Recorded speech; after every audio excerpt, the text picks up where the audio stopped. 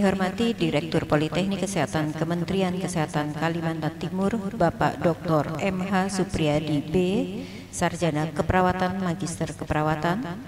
Yang kami hormati Wakil Direktur 2, 3. Yang kami hormati Kasubag Adum dan Kasubag Adak. Yang kami hormati Kepala Pusat, Ketua Jurusan, Sekretaris Jurusan, Ketua Prodi, Ketua Unit, serta seluruh dosen dan tenaga kependidikan yang berbahagia. Puji syukur kehadirat Tuhan Yang Maha Esa, karena dengan rahmat dan hidayahnya kita dapat berkumpul dalam acara Fokus Group Discussion Kesiapan Politeknik Kesehatan Kementerian Kesehatan Kalimantan Timur dalam mendukung transformasi Politeknik Kesehatan Kementerian Kesehatan. Bertempat di Aula Kampus C Politeknik Kesehatan Kalimantan Timur. Untuk membuka acara ini, mari kita membaca basmalah. Selanjutnya menyanyikan lagu Indonesia Raya. Hadirin kami mohon untuk berdiri.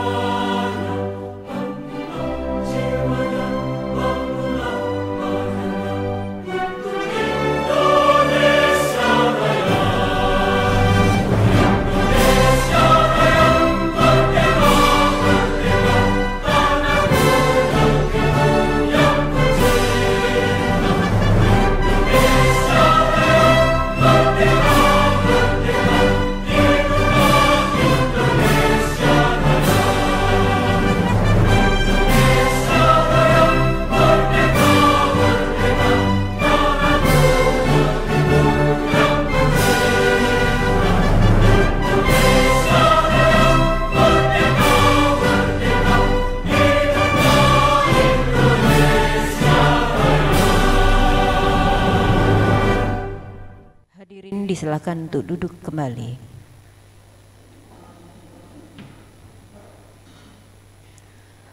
Untuk lancarnya kegiatan kita pada hari ini, mari kita membacakan doa yang akan dipimpin oleh Bapak Ismu Suharto.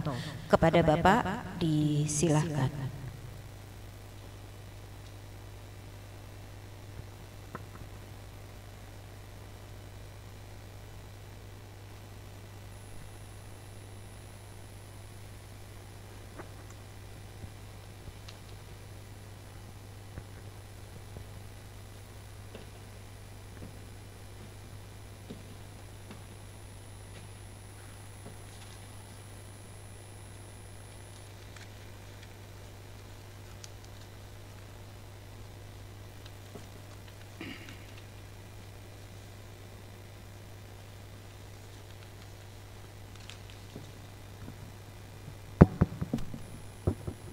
Bismillahirrahmanirrahim. Assalamualaikum warahmatullahi wabarakatuh. Selamat pagi, salam sejahtera untuk kita semua. Yang kami hormati Bu Dirjen Nakes, selamat datang di Benua Etam. Yang kami hormati Bapak Direktur Poltekkes Kemenkes Kaltim, Bu Dir 2 dan 3, serta Bapak-Bapak Ibu yang kami hormati.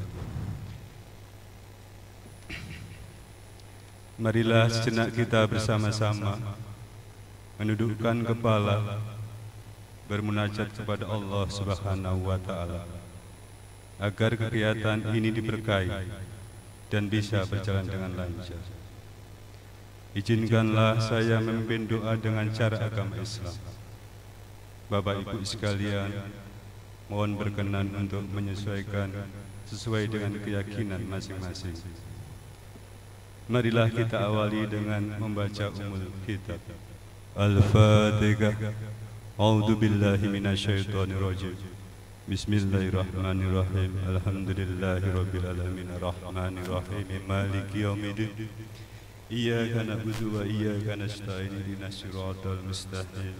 Siratal ladzina an'amta 'alaihim ghairil maghdubi 'alaihim waladdallin. Amin. Bismillahirrahmanirrahim. Allahumma sholli ala sayyidina Muhammad wa ala ali sayyidina Muhammad. Ya Allah, ya Rahman, ya Rahim. Ya Allah yang Maha Pengasih dan Maha Penyayang. Pada hari ini, Jumat tanggal 15 Juli 2022, kami semua berkumpul di kampus C Balikpapan Poltekkes Kemenkes Kaltim. Kami hendak menyelenggarakan acara fokus group discussion. Dengan memohon ridho dan izin-Mu, berkailah semua langkah dan perbuatan kami, dan jadikanlah acara ini semua nilai ibadah dan nilai ilmu yang bermanfaat. Ya Allah, ya Al-Faham, ya Allah yang Maha Pemberi karunia, berilah kami karunia, bukalah pikiran kami, lenturkanlah lidah kami, dan berikanlah kepada kami ide-ide cemerlang untuk membangun bangsa ini dengan bimbingan dan ridho-Mu. Ya Allah, ya Al-Badir, ya Allah yang Maha Mengetahui yang Ghaib, bimbinglah kami dengan hidayah-Mu, berkailah kami selalu dengan takdir-Mu, dan jadikanlah hati kami selalu ridho dengan pemberian-Mu. Ya Allah, ya Ghafur, Engkau yang Maha Pengampun atas segala dosa, ampunilah dosa kami, dosa orang tua kami, dosa para pemimpin kami, dosa para pejuang, dan dosa para pendahulu kami. Tempatkanlah kami dan mereka semua ini dalam lindungan rahmat dan ampunan-Mu. Rabbi shrah li sadri wa yassir li amri wahlul 'uqdatam min lisani yafqahu qawli. Ya Tuhanku, lapangkanlah dadaku dan lancarkanlah lidahku, serta mudahkanlah urusanku. Allahumma arinal haqqa haqqa warzuqna tinaba wa arinal batila batila warzuqna tinaba.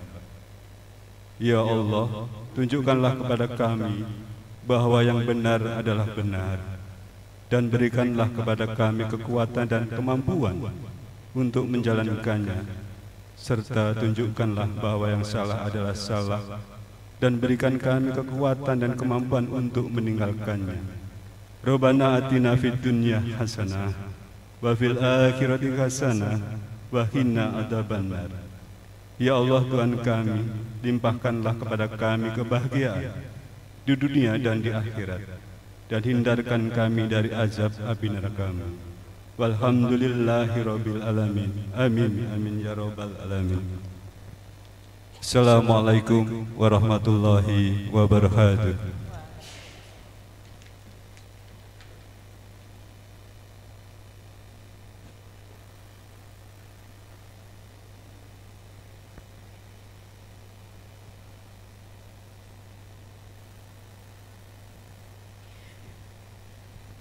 Sambutan selamat datang oleh Direktur Politeknik Kesehatan Kementerian Kesehatan Kalimantan Timur kepada Bapak Dr. Haji Supriyadi, Sarjana Keperawatan Magister Keperawatan, disilakan. Bismillahirrahmanirrahim. Assalamualaikum warahmatullahi wabarakatuh. Selamat siang, salam sehat sejahtera untuk kita semua. Yang terhormat dan yang kita banggakan, Ibu Direktur Jenderal Tenaga Kesehatan Bu Dr. Gigi Arianti Anaya MKM, yang saya hormati Direktur di lingkungan Dirjen Tenaga Kesehatan yang mungkin hadir di ruang Zoom, yang saya hormati Wakil Direktur 2, Wakil Direktur 3 Poltekkes Kalimantan Timur, Mohon izin Ibu Wakil Direktur 1 hadir secara Zoom karena ada kegiatan yudisium. Yang saya hormati Kajur Keperawatan, Kajur Kebidanan, Kajur TLM, Kajur Gizi dan DT3, dan Kajur Promosi Kesehatan yang sudah hadir secara daring dan juga luring pada kesempatan siang hari ini, beserta seluruh jajarannya, sekjur dan ketua program studi di lingkungan Poltekkes Kemenkes Kalimantan Timur.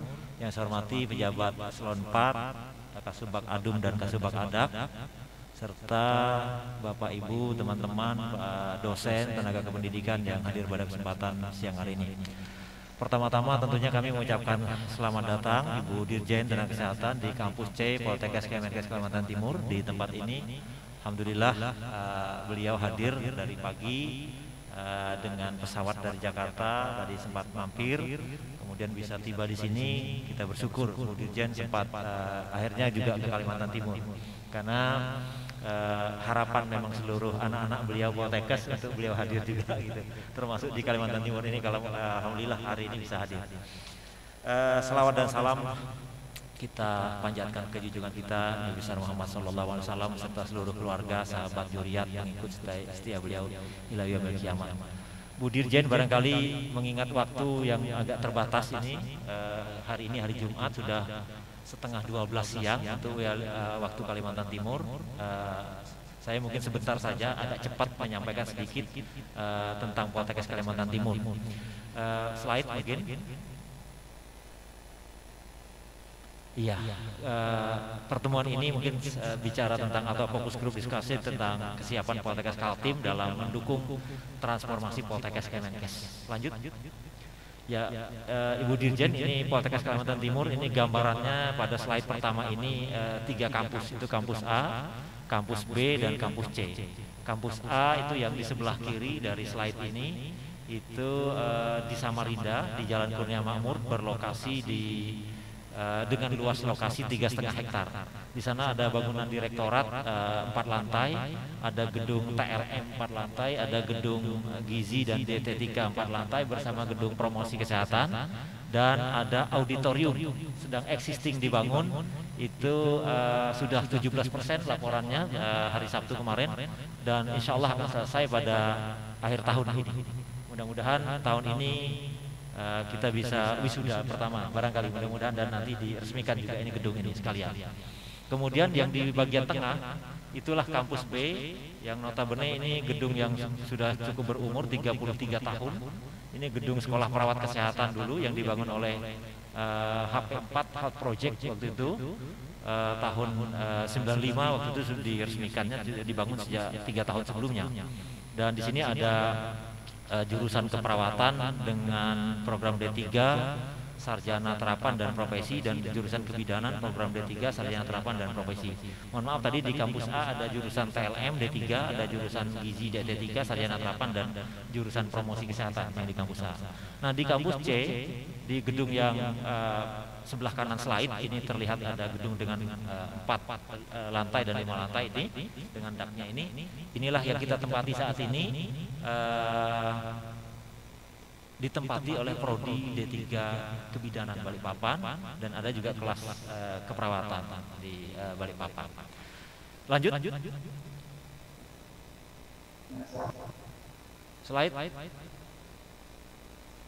Nah, Poltekkes Kemenkes Kalimantan Timur, Bu Dirjen, kami punya visi bahwa Poltekkes Kaltim itu menjadi institusi pendidikan tinggi, vokasi dan profesi kesehatan yang unggul dan berdaya saing di tingkat nasional serta berwawasan global pada tahun 2024 dengan ada 5 misi.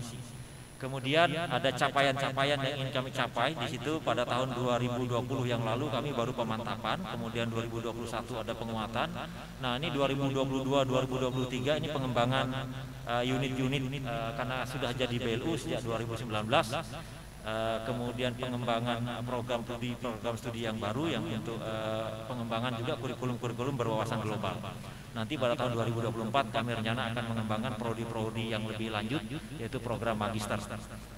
Kemudian selanjutnya slide.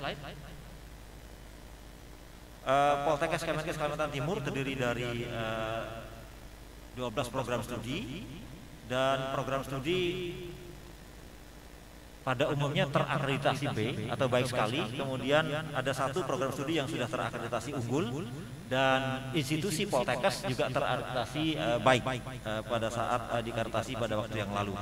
Kemudian ini sedang bersiap juga dilakukan akreditasi untuk program teknologi laboratorium medik dalam bulan Agustus 2022 ini. Kemudian profesi kebidanan yang akan divisitasi pada minggu depan tanggal 25. Kemudian prodi sarjana terapan promosi juga akan dilakukan akreditasi pada tahun ini. Slide. Ini capaian IKU yang mungkin tidak perlu saya bacakan karena tidak terlihat dengan jelas, tetapi ini penilaian IKU pada semester pertama secara umum sudah tercapai, tetapi ada yang belum tercapai, memang ada masih dalam proses. Lanjut. Nah, ini realisasi pendapatan yang saya kira memang menunjukkan ada beberapa tren dari pendapatan ini. Kemudian juga realisasi belanja juga ada yang bersumber dari RM, ada yang bersumber dari BLU. Jadi pembangunan tahun ini akan dilanjutkan, pembangunan klinik juga itu akan bersumber dari Badan Layanan Umum. Selain sedang proses pembangunan auditorium tadi dilakukan dari sumber rupiah murni. Lanjut. Kemudian ini jumlah mahasiswa Poltekkes saat ini berdasarkan data yang kami sudah himpun. Ini ada tren peningkatan Ibu Dirjen. Jadi pada tahun 2020 ada 1.500, 2021 1.800, dan pada tahun 2022 ada 2.125 mahasiswa. Terdiri dari 11 program studi. Khususnya ini mahasiswa-mahasiswa alih jenjang dari program profesi baik perawat maupun profesi bidan. Kemudian penelitian juga ada tren peningkatan dari 2020 sampai 2022. Pengabdian masyarakat juga ada peningkatan, dan dosen S3 itu ada 8 orang yang sedang tubel. Kemudian S2 ada 2 orang, sedangkan yang ibel ini ada 12 orang. Pada saat ini Poltekkes Kalimantan Timur jumlah PNS ada 134 dan ada 77 orang yang masih status bertenaga kontrak. Sedangkan dari dosen yang berjumlah 98 orang, itu ada lektor kepala 11 orang, lektor 36 orang, asisten ahli 16 orang. Kemudian dosen JMU ada 34 orang, dan dosen serdos ada 83 orang. Lanjut. Rencana-rencana pengembangan kami ke depan perlu kami sampaikan, ini sudah kami coba canangkan, mudah-mudahan ini nanti akan bisa mendapatkan restu untuk izin atau rekomendasi. Ada jenis pendidikan yang memang dibutuhkan juga di Kalimantan Timur, itu misalnya rekamedik. Kemudian juga ada transfusi darah, ini rencana di tahun 2023. Kemudian 2024 mungkin kita akan mengembangkan program-program spesialis seiring dengan bertambahnya jumlah doktor yang akan lulus nanti pada tahun 2024. Tetapi persiapan sudah kami lakukan dari sekarang. Lanjut. Slide. Kemudian ini beberapa sinergi kami di Poltekkes Kalimantan Timur dengan Pemprov Kaltim, diantaranya ini masa-masa kemarin waktu saat vaksinasi ada kerjasama dengan Polda Kaltim, kerjasama dengan Pemkot Balikpapan, kemudian kerjasama juga dengan IKA Umul yang di bawah kepemimpinan Bapak Gubernur. Jadi kita melaksanakan vaksinasi waktu itu, kemudian vaksinasi reguler juga dilakukan dengan beberapa pihak swasta yang kami lakukan di perusahaan dengan masjid Yayasan Al Hijrah yang juga kami melaksanakan vaksinasi di Big Mall waktu itu. Jadi ada beberapa kegiatan yang kita lakukan dalam rangka kerjasama dengan pihak swasta dan pihak stakeholder di Kalimantan Timur. Slide. Nah, ini gambarannya Ibu Dirjen yang ingin kami sampaikan. Gedung auditorium yang tadi kita sampaikan ini sudah ada gambarnya dan ada existingnya yang sudah berjalan saat ini sekitar 17% yang kita canangkan, mudah-mudahan bisa selesai pada akhir tahun ini. Lanjut. Sebetulnya ada satu slide lagi yang tidak terlihat, ini tentang kerjasama dan juga alumni serta RKI. Jadi Poltekkes Kalimantan Timur sudah ditetapkan sebagai rintisan kelas internasional. Kemudian kami mulai tahun ini Bu Dirjen akan memilah sekitar 20 mahasiswa baru untuk dijadikan kelompok kelas internasional RKI yang kami akan seleksi karena ini baru saja selesai PKKMB dan baru memulai kegiatan pembelajaran. Ini yang akan kami lakukan. Dan seiring dengan itu sebetulnya sudah ada juga beberapa ini alumni kami yang sudah ada bekerja di luar negeri. Yang ini ada beberapa contoh, ini misalnya ini ada yang di di Taiwan, kemudian ada yang di Jerman, kemudian ada juga yang di Dubai, dan itu yang sebelah kanan bawah itu bekerjanya di Amerika. Ada yang lagi yang di Jepang dan yang di Australia juga belum terdata. Nah, kerjasama kami di Kalimantan Timur ini juga ke seluruh kota kabupaten yang ada Ibu Dirjen terkait dengan pendidikan atau pendidikan lanjut jenjang, terutama untuk yang alih jenjang masuk ke profesi. Karena teman-teman perawat dan bidan yang ada di Paskes itu semua menyadari bahwa undang-undang keperawatan dan undang-undang kebidanan menuntut teman-teman untuk ke depan menjadi seorang profesi. Oleh karenanya alhamdulillah di Poltekkes Kaltim sudah ada prodi profesi perawat dan profesi bidan. Itulah bagian dari kerjasama kami dengan pemerintah kota kabupaten di wilayah Kalimantan Timur. Saya kira mungkin itu Bu Dirjen yang dapat kami sampaikan sebagai pengantar ini untuk mendapatkan arahan dan masukan dari Ibu Dirjen untuk langkah-langkah kami ke depan dalam proses diskusi pada siang hari ini. Demikian, terima kasih, mohon maaf kalau ada yang kurang. Saya akhiri. Wassalamualaikum warahmatullahi wabarakatuh. Waalaikumsalam.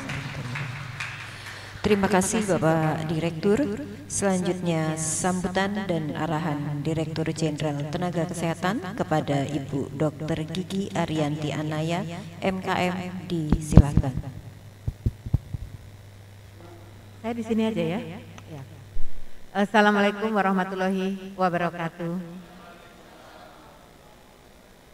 Senang sekali bertemu dengan Bapak Ibu semua, ya, sivitas dari Poltekkes Balikpapan, Kalimantan Timur, yang biasanya kita ketemunya melalui Zoom. Ya. Saya izin duduk saja ya, karena kalau saya berdiri kita jaraknya makin jauh gitu ya. Kalau duduk jaraknya nggak terlalu jauh. Gitu. Nanti kalau jaraknya terlalu jauh nanti Bapak Ibu segan untuk bertanya dan berdialog, berdiskusi. Terima kasih Pak Direktur, tadi paparannya sudah disampaikan, gitu ya. Saya bangga sekali, senang sekali bisa berkumpul dengan Bapak Ibu semua dan juga mendengar program-program yang sudah disampaikan oleh Pak Direktur tadi, ya. Tentunya Pak Direktur tidak akan bisa bekerja tanpa ada bantuan dari seluruh sivitas akademika yang ada di Kalimantan Timur. Ini salam kenal buat para wadir, para dosen, kajur, ketua prodi, semua ada ya di sini ya, lengkap ya. Ada beberapa hal yang ingin saya sampaikan kepada Bapak Ibu semua terkait Poltekkes Kementerian Kesehatan. Kita di PPSDM ini punya 38 Poltekkes, ya, dan tentunya Poltekkes yang sebanyak 38 ini harusnya bisa mengisi atau menjawab tantangan terhadap 3 isu besar, ya, terkait SDM, yaitu pertama kita kekurangan jumlah tenaga kesehatan, termasuk tenaga kesehatan yang tuju diproduksi di Poltekkes.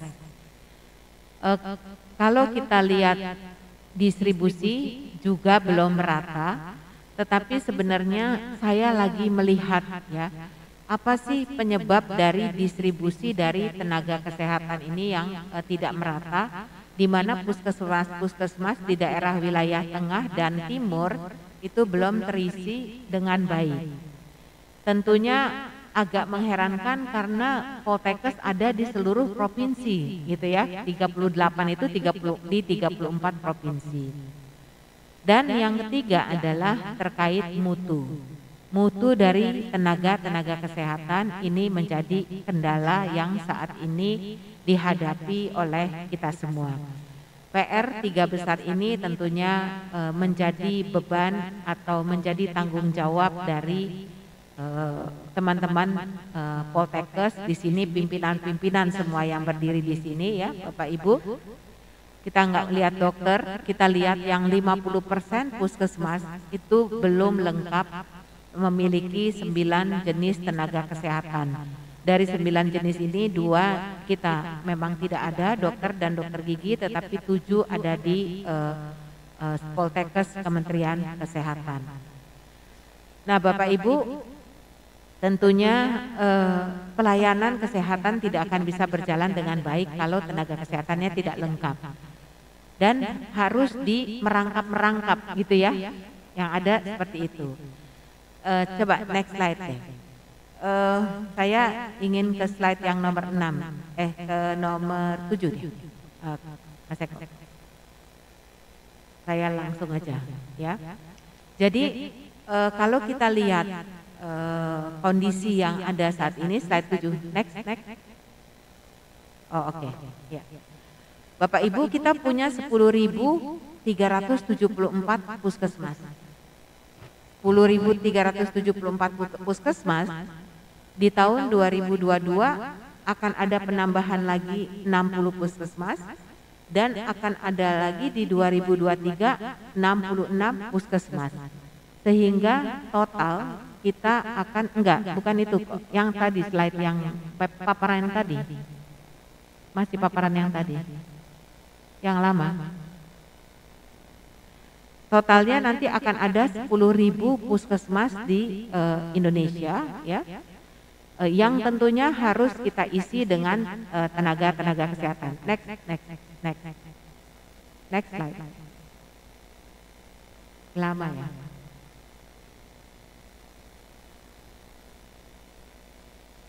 Terus.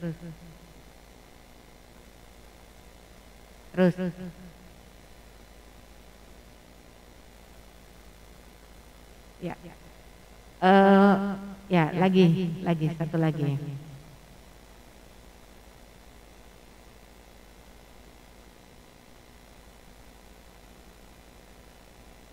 Gak bisa. Bukan kok ini kok. Yang analisa kebutuhan. Yang paparan yang tadi. Kemudian mungkin saya sambil nunggu Eko nyiapin deh. Kemudian Bapak Ibu, Kementerian Kesehatan akan ada program baru di mana Kementerian Kesehatan akan mempunyai posyandu prima. Ya. Di mana kalau kemarin ini kan posyandu isinya tenaga kesehatannya datang sekali-sekali, sebulan sekali. Betul ya, Bu ya? Gitu. Nanti semua posyandu prima ini akan harus ada 1 perawat dan 1 bidan. Dan itu mutlak harus ada. Seperti itu. Bukan perawat yang didedikasikan dari puskesmas setempat. Kenapa seperti itu? Karena kita melihat data yang kita dapat itu tidak sesuai. Posyandu itu kalau ngukur kader-kadernya kadang benar, kadang enggak, ya. Apalagi kalau anaknya udah nangis, udah bingung deh, gitu. Kakinya udah belok kiri, belok kanan. Padahal bayi belok sedikit aja kaki udah beda ukurannya, gitu ya. Nah, ini yang kita tidak bisa mendapatkan secara tuntas berapa sih sebenarnya stunting yang ada di kita, gitu kan. Nah, untuk itu sekarang kita mengharapkan kita akan menyiapkan namanya posyandu prima. Jumlah posyandu prima ini yang akan kita buat totalnya nanti di 2023 sebanyak 83.977 posyandu prima. Saya perlu menyampaikan ini Pak Direktur karena nanti ini akan menjadi need assessment untuk kita melihat prodi-prodi yang ada. Kemudian next slide.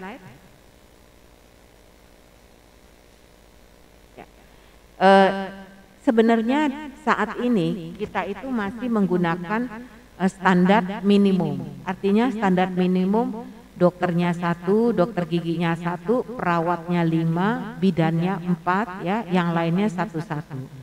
Padahal kalau kita mengikuti standar Permenkes, maka perawatnya itu harus 8. Ya, bidannya itu harus 7 kalau dia melakukan rawat inap.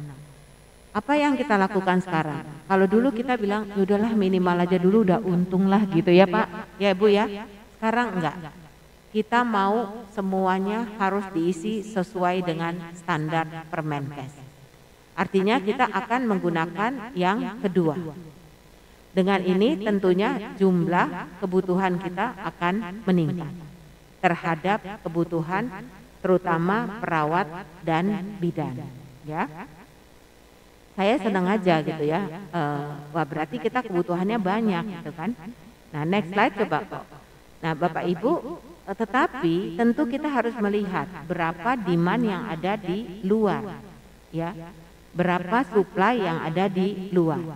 Kalau kita lihat di sini perawat dan bidan dari Poltekkes saja ya, seluruh Poltekkes kita kumpulkan itu ada 1000, udah bisa menghasilkan 9.480 perawat. Ini dari seluruh Poltekkes kita. Kalau di total sama yang luar itu ada 42.000 Bapak Ibu. Kelihatan ya di situ angkanya ya? Enggak kelihatan ya angkanya.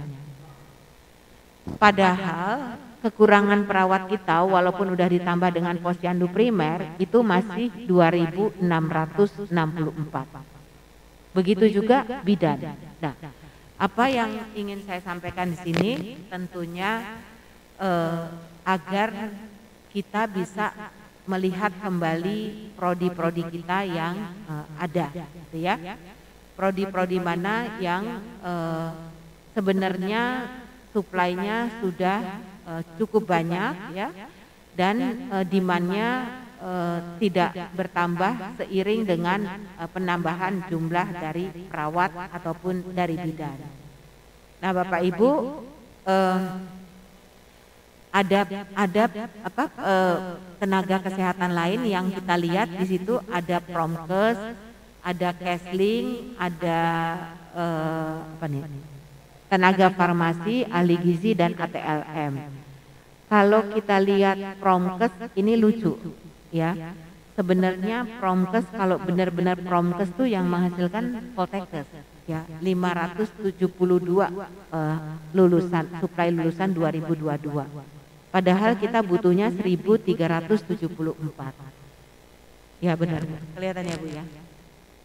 Nah itu kalau dari tempat lain 11.000, tapi sebenarnya kami sudah melakukan analisa, ternyata 11.700 ini lebih ke arah kesmas, jadi tidak spesifik Promkes. Jadi Ibu tadi ada kajurnya Promkes ya, nah Bu kita harus membuat Promkes yang dekat sekali dengan layanan primer.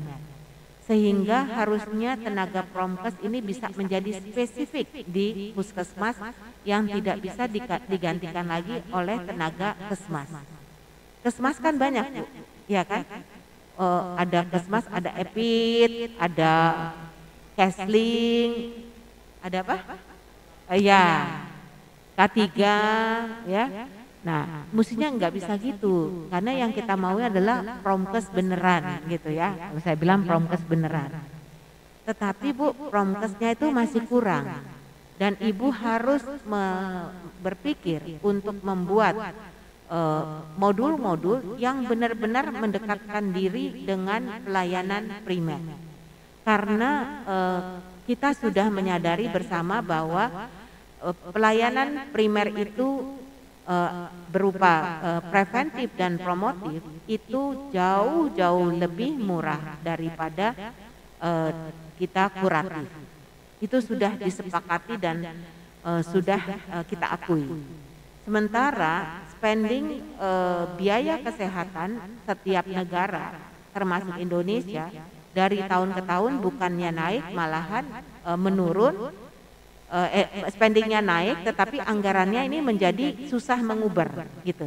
Nah oleh karena itu promosi kesehatan ini harus ditingkatkan. Nah untuk itu ini juga merupakan satu hal yang perlu kita tingkatkan baik dari jumlah maupun dari kualitas, sehingga seperti tadi saya sampaikan, promkes tidak tergantikan, gitu ya. Begitu juga tenaga kefarmasian. Kalau kita lihat tenaga kefarmasian ini juga dari kebutuhan 1.396, Poltekkes itu menghasilkan 1.462. Artinya sebenarnya masih potensial ya Pak untuk bisa dikembangkan. Untuk kebutuhan ini baru sampai puskesmas. Kalau tenaga kefarmasian ini sampai di level rumah sakit juga membutuhkan. Gitu ya Pak Ibu. Kajur farmasi siapa di sini? Oh belum ada ya di sini farmasi. Oh oke. ATLM ada kan ya di sini ya? Oh ATLM. Nah ATLM Bu, ATLM ini juga sama Bu. Kita masih kurang ya karena kekurangannya itu masih sekitar 2.768. Sementara Poltekkes itu menghasilkan 3.637 2022 ya. Tetapi kan nggak semuanya untuk puskesmas kan.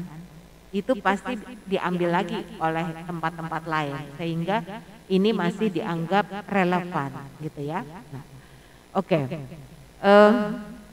Bapak Ibu, kok tolong pindahin kok ke yang slide berikutnya. Bapak Ibu, transformasi di bidang Poltekkes ini harus kita lakukan bersama. Bagaimana supaya enggak kok yang tadi yang saya foto yang slide satu lagi. Bagaimana kita bisa mempertahankan Poltekkes ini dengan baik. Saya ingin menyampaikan Bapak Ibu supaya Bapak Ibu kayaknya lemes banget gitu ya. Pasti dalam hatinya gini, gimana Bu dengan RPPTKL? Ya, betul ya?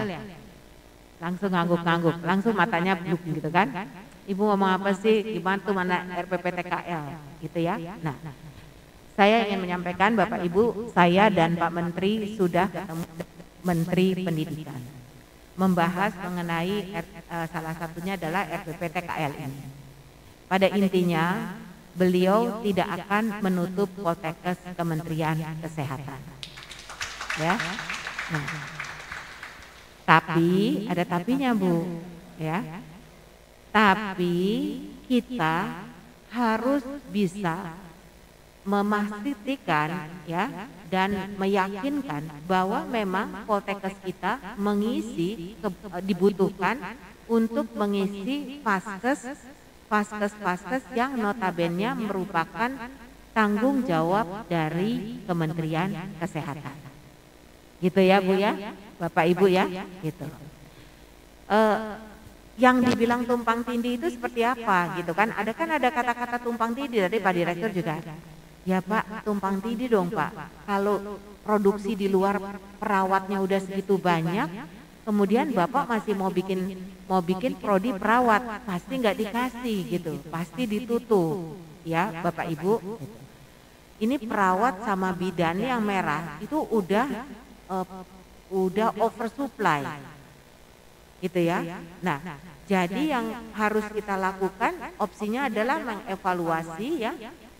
Apakah itu ditutup, ataukah itu di merger, atau melakukan optimalisasi untuk meningkatkan spesifikasi dari perawat atau bidan atau prodi-prodi yang lain.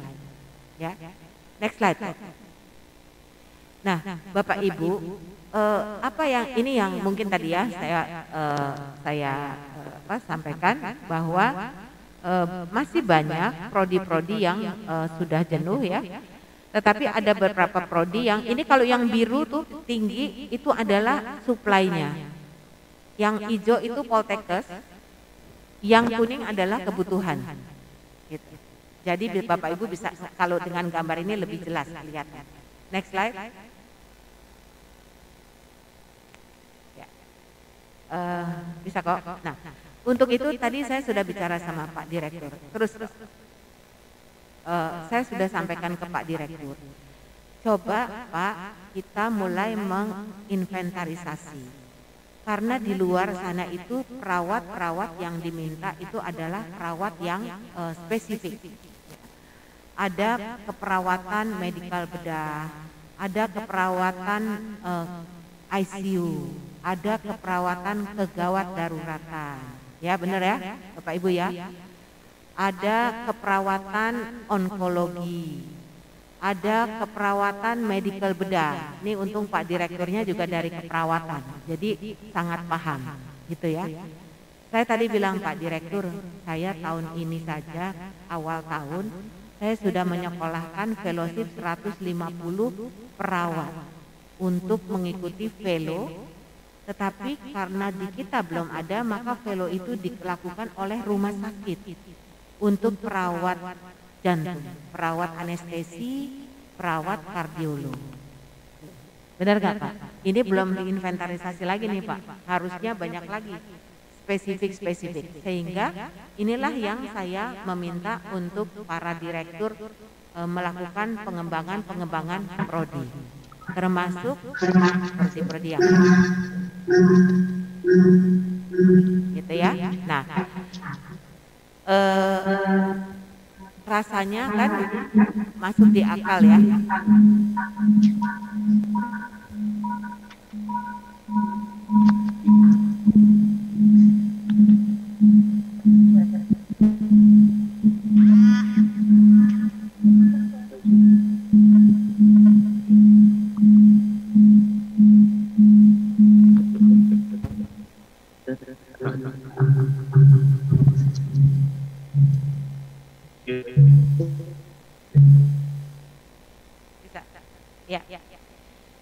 Di samping penyakit 7 penyakit dasar ya, kan ada di samping 7 spesialis dasar ya, anak, bedah, radiologi, patologi klinik, apalagi Pak, penyakit dalam, obgyn, saya kalau suruh pasti lupa satunya lagi apa gitu, anestesi ya. Kita juga sedang mengisi kebutuhan dokter untuk 4 penyakit penyebab kematian, yaitu kanker, stroke, jantung, dan ginjal. Ya, nah itu yang sedang kita berikan beasiswa. Mungkin kalau pada lihat beasiswanya KMK sekarang cuma mengarah ke situ saja. Tetapi tidak mungkin dokter onkologi itu tidak didampingi oleh perawat onkologi, ya kan? Dokter anestesi tidak mungkin dilakukan, tidak didampingi oleh perawat anestesi. Ya, yang terjadi sekarang adalah menunggu perawat-perawatnya ini menjadi senior, gitu kan? Harusnya itu bisa kita cetak dari awal. Karena rumah sakit akan bertumbuh, nah dia akan membutuhkan perawat-perawat yang spesifik. Ini saya baru bicara perawat ya. Nanti bidan saya lagi lihat, gimana lihat saya mesti cari bidan. Tapi kalau perawatnya saya udah dapat, gitu ya Bapak Ibu. Nah ini Pak Direktur, para kajur, ini yang satu yang harus dilakukan. Kedua, kita sedang menyiapkan tenaga cadangan. Tenaga cadangan ini dibutuhkan dalam kondisi darurat. Sehingga nantinya kurikulum kedaruratan ini harus dimasukkan ke dalam kurikulum di Poltekkes, kemudian dijadikan sebagai bagian dari penambahan kompetensi. Sehingga nanti misalnya terjadi pandemi, terjadi bencana, maka kita tinggal ambil aja tuh siapa tuh tenaga-tenaga kesehatan yang bisa diturunkan ke lapangan. Kalau sekarang contohnya waktu tsunami, semuanya turun ke lapangan. Nggak tahu kompetensinya apa, bahkan dia nggak tahu mau ngapain, gitu kan? Karena orang Indonesia tuh satu Bu, Pak, bener nggak? Kalau ada kecelakaan, seneng banget nonton, gitu ya. Kayaknya kalau dia, bener ya Pak? Kalau ada di dalam situ kayak seneng aja gitu. Termasuk saya juga coba tolong pelanin tuh mobilnya gitu, pengen lihat ada apa gitu kan. Padahal nggak ngebantu apa-apa, malah bikin tambah macet, gitu kan? Nah, itulah yang nanti akan kita atur sedemikian rupa sehingga nantinya berdasarkan IT mobilisasi tenaga cadangan kesehatan ini bisa dilakukan secara terstruktur. Dan pesan Pak Menteri bahwa ini harus dilakukan terutama adalah sumber yang paling besar di Poltekkes selain di Fakultas Kedokteran dan Kedokteran Gigi. tidak hanya untuk mahasiswa, tetapi juga untuk dosen dan juga para alumni. Nah, ini adalah yang update yang harus kita lakukan, Pak Direktur. Nanti bagaimana modulnya kita akan sampaikan pada pertemuan-pertemuan berikutnya. Demikian dari saya karena sudah jam 12 ya, nanti supaya ada kesempatan untuk yang mau menanyakan langsung. Terima kasih. Wabillahi taufiq wal hidayah. Wassalamualaikum warahmatullahi wabarakatuh. Waalaikumsalam. Terima kasih. Terima kasih Ibu. Selanjutnya kita langsung diskusi saja Ibu. Mungkin untuk Bapak Direktur atau dengan Bapak-Bapak yang lain karena sudah jam 12 bisa tinggal aja, nanti aja, akan dipimpin langsung oleh Ibu Wadir 2 untuk diskusi. Ya, silakan Ibu Endah. Saya serahkan.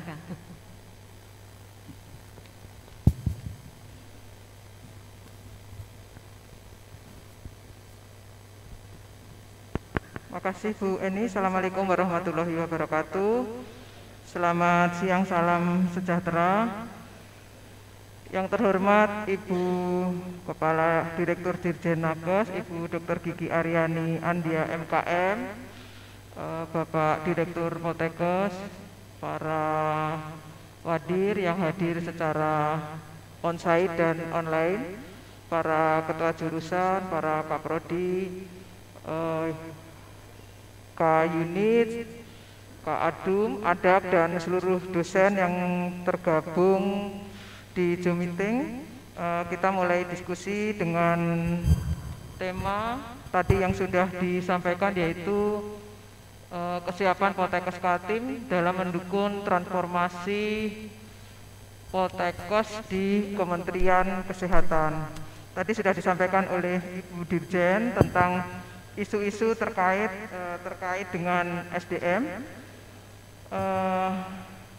Kami buka terminnya. Silahkan kita buka termin pertama 3. Yang pertama adalah Pak Lamri, Bu Grace.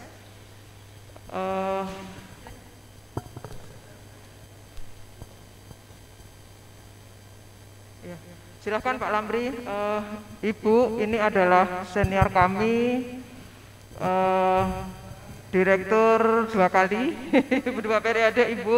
Pak Dr. Andes Haji Lamri, Master Kesehatan. Kami persilahkan. Assalamualaikum warahmatullahi wabarakatuh. Selamat pagi yang kami hormati Bu Dirjen. Selamat datang di Kota Beriman Balikpapan dan kota yang penuh dengan pembangunannya bagus di sini dan kemudian Samarinda. Dan saya senang sekali Bu Dirjen langsung ke kita di Kalimantan Timur khususnya. Dan yang kedua, apa yang dipaparkan Bu Dirjen luar biasa menurut saya. Saya mengalami 4 perubahan dari kepala badan, dulu bahasanya Bu Dirjen, sekarang Ibu menjadi direktur. Dulu zaman Pak Giatno, zaman Pak Untung, zaman Pak Usman, dan zaman Ibu. Dan pada saat ini transformasional Poltekkes ini sangat bagus karena tadi daerah tengah dan timur masih kurang merata. Oleh karenanya kami tadi senang juga Ibu mengumumkan bahwa Poltekkes ini tetap menjadi Poltekkes, ya, tidak akan ditutup dan sebagainya. Ada satu hal yang mungkin jadi ini kami, pertama dukungan Bu Dirjen karena tanah kita sini luas sekali untuk pembangunan. Dia existingnya kemungkinan di pemetaan kita ada kurang lebih 12 gedung yang rencana akan dibangun di sini Bu Dirjen. Yang zamannya saya sama Pak Supri, Pak Direktur. Nah, ke depan mohon support Ibu untuk apa saja yang menjadi kekurangan nanti. Kita siap untuk menyanggah IKN ini Bu. Karena di sini kalau tidak salah 2,5 tambah 1,5 hektarnya pas di komplek yang sudah dipagar oleh pemerintah. Alhamdulillah tanah kita sendiri. Kemudian di Samarinda pun ada beberapa yang tanah bisa dikembangkan untuk mendukung IKN. Dan kemudian zaman Pak Dir sudah meminta kepada gubernur untuk 30 hektar di daerah IKN itu. Alhamdulillah nanti pembangunan ini kami mohon disupport karena IKN ini luar biasa, sudah mulai menjadi isu yang sentral dari seluruh kegiatan yang akan dikembangkan di daerah Balikpapan, Kutai Kartanegara dan Samarinda. Nah tentunya kami berharap ini nanti menjadi tolok ukur dari seluruh provinsi Poltekkes kita ini. Nah support Ibu kami harapkan dan kemudian menjadi dukungan kami 100% terhadap transformasi ini. Apalagi tadi dengan diciptakannya posyandu prima, luar biasa itu menyerap tenaga kerja kita. Oleh karena itu kami siap ya sebagai dosen untuk terus berjibaku mensupport apa yang diprogramkan oleh Kementerian Kesehatan.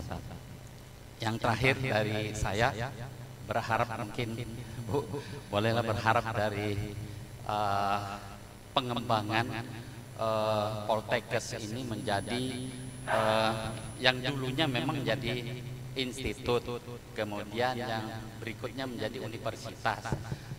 Tetapi apalah itu arti bahasanya, tetapi kalau Poltekkes ini menjadi lebih apa istilahnya grade-nya itu, karena kalau politeknik ini grade-nya kalau di pendidikan itu kan akademi, politeknik, kemudian institut dan universitas. Nah, kita masih di politeknik. Apakah bahasa itu masih di dikti apa sudah berubah apapun namanya ini, kita bisa berkembang yang lebih luas dari transformasi yang kita harapkan.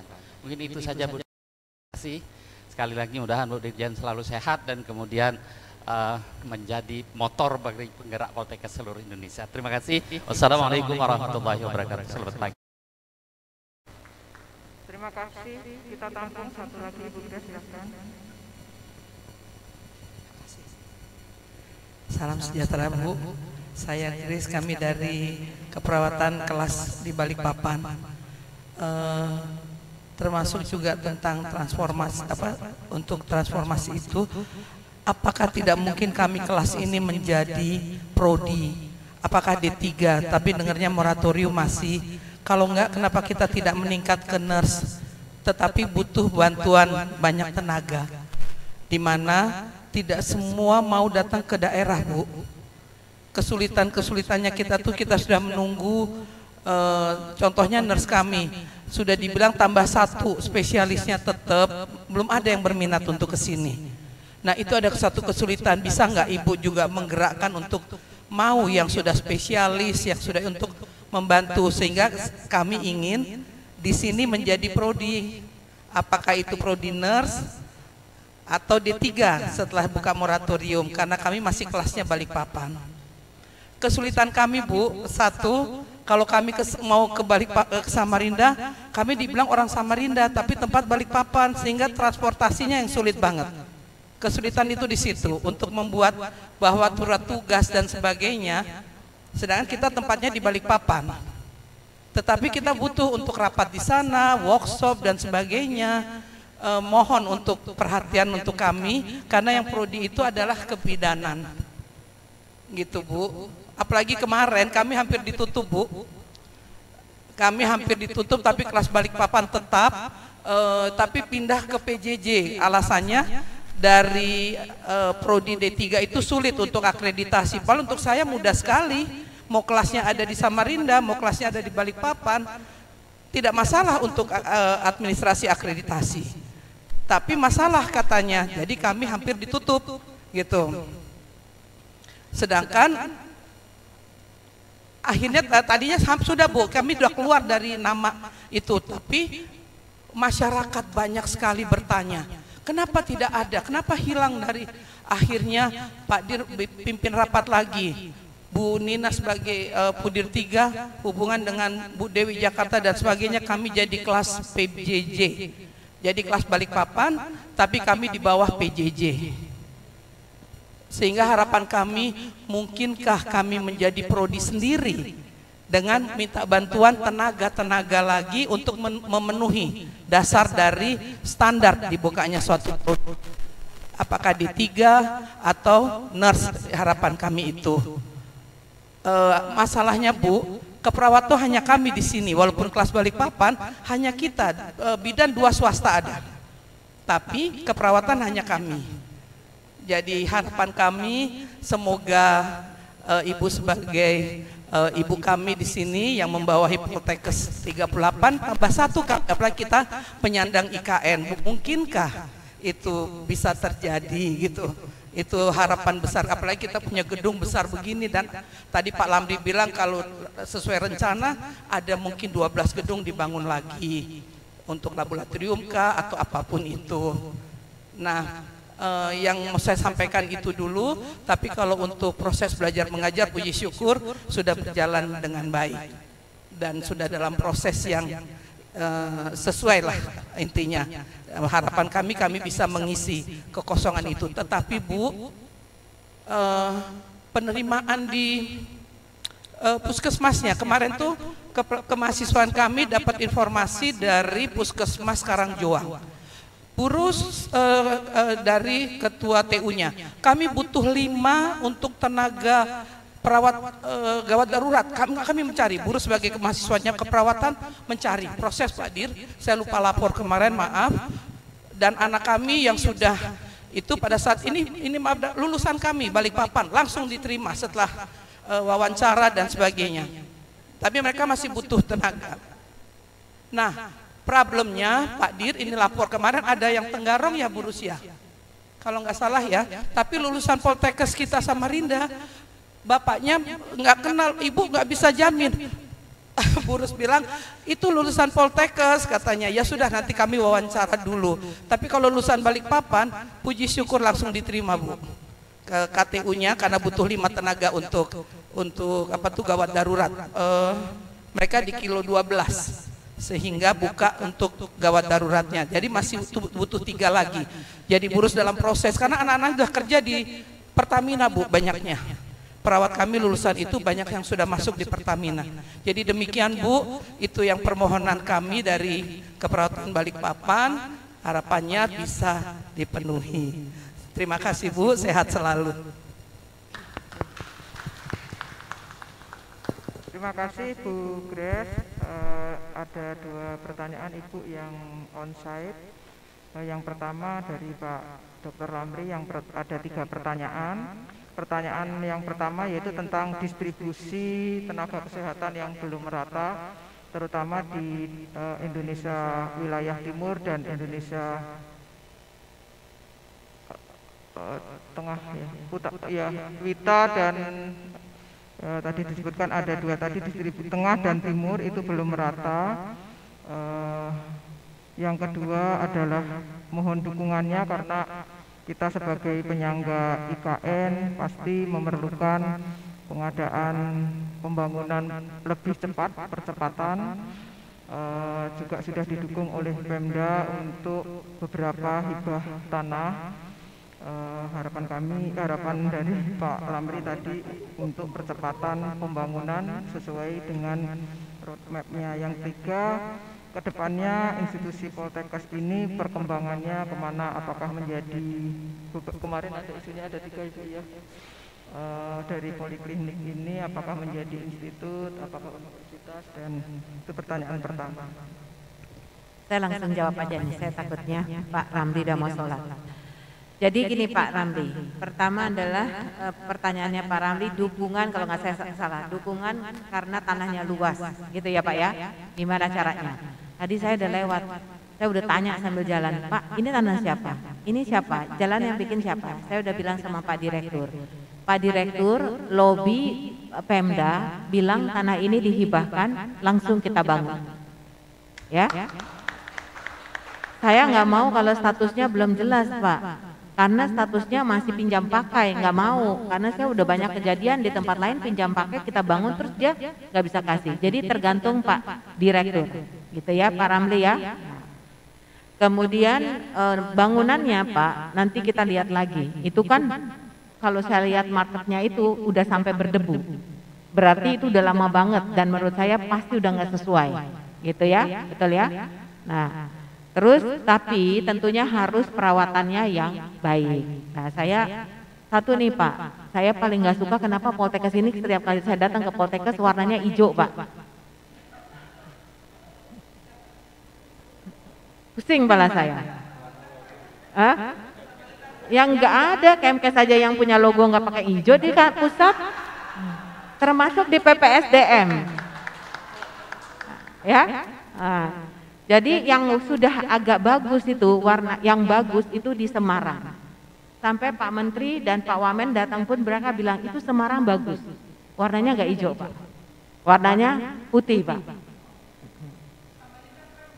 Krem, gitulah yang agak terang gitu, hijau, aduh gitu loh ya. Nah ganti Bu Grace ya, gitu. Kan ada uang perawatan, jadi kelihatan lebih siapa? Ya, gitu ya. Saya tuh sengaja kalau pertemuan FGD saya nggak mau banyak-banyak, soalnya kalau banyak-banyak yang harusnya kerja dia pura-pura nggak denger gitu kan. Kalau ini kan kedengaran langsung. Kemudian tadi distribusi ya Pak. Distribusi yang belum merata. Sebenarnya kan harusnya nggak mungkin kalau kita lihat supply kita apa. Ternyata Pemda tidak pernah mau menyisihkan daunya untuk membayar tenaga kesehatan, gitu ya. Kalau kita lihat Pemda itu dari dau itu sebenarnya kita punya mereka punya dana dau itu 1.300 T ya. Seluruh, ya. Nah, 10% itu harus untuk kesehatan. Artinya 130 T. Tetapi dan di dalam 130 T harusnya membayar tenaga kesehatan. Gitu ya.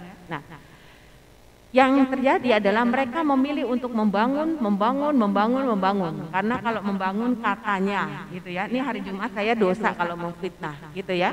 Nah, katanya membangun tuh lebih enak. Maka saya marah kalau bicaranya cuma ngebangun, tapi nggak melakukan perawatan dan tidak melakukan transformasi di Poltekkes. Seperti itu. Nah, apa yang terjadi? Apa yang kita lakukan sekarang, Pak Ramli? Maka kami akan earmark di Depdagri. Jadi mereka harus menyiapkan tenaga kesehatan yang dibutuhkan dan saya sudah punya peta seluruh kabupaten kota. 3 bulan Pak saya menyelesaikan itu semua Pak. Itu yang akan saya serahkan ke Dagri, kalau mereka tidak mengisi maka daunya akan dipotong. Ya. Kemudian 2023 kita akan punya dana DAK 20 T yang akan kita bagikan ke daerah. Tetapi dana itu tidak akan kita freeze untuk barang-barang yang mereka mau beli, tetapi tenaga kesehatannya nggak ada. Paling gampang, ya. Tenaga Kesling dia minta alat sanitarian kit, itu nggak bakal dikasih. Itu, sediain dulu tenaganya. Kalau mau beli alat itu gampang, ke toko langsung beli. Tapi kalau mengisi tenaga kesehatan itu butuh waktu, ya. Dan itu mereka nggak mau. Mereka lalu tidak aware dengan tenaga kesehatan. Jadi seperti itu Pak Ramli. Mudah-mudahan 2023 ini akan selesai karena IKU saya 2022 saya harus mengisi seluruh puskesmas dengan 9 tenaga kesehatan. Seperti itu. Kemudian saya sudah bekerja sama dengan Menpan. Jadi 2022 dan 2023 kita akan seperti guru bahwa akan ada formasi 200.000 formasi honorer tenaga kesehatan yang akan diangkat afirmasi menjadi P3K. Seperti itu. Jadi program itu akan memaksa nanti distribusi itu mau tidak mau sampai ke tengah dan timur mereka harus bisa menyelesaikan. Karena saya udah lihat petanya, saya bilang Pak Menteri suplainya ada semuanya. Bukan nggak ada suplai, kalau nggak ada suplai lain. Itu ya Pak Ramli ya. Nah jadi seperti itu.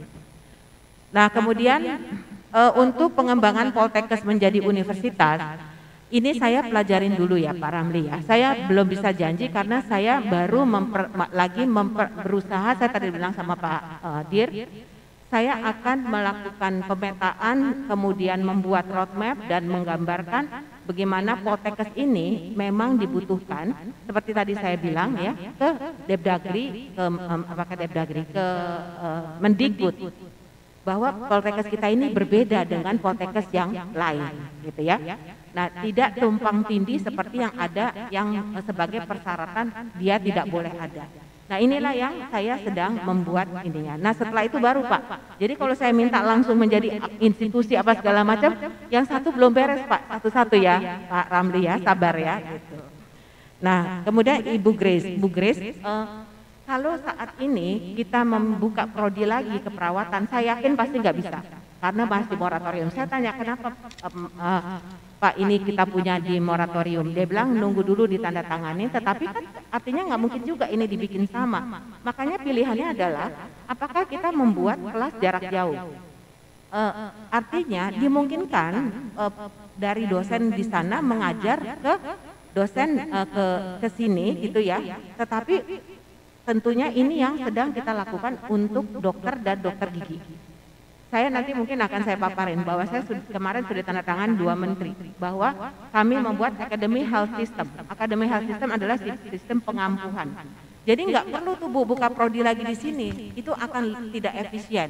Bahkan saya nantinya akan minta dosen-dosen yang luar biasa itu bisa nih dari misalnya misalnya di sini nggak punya atem gitu.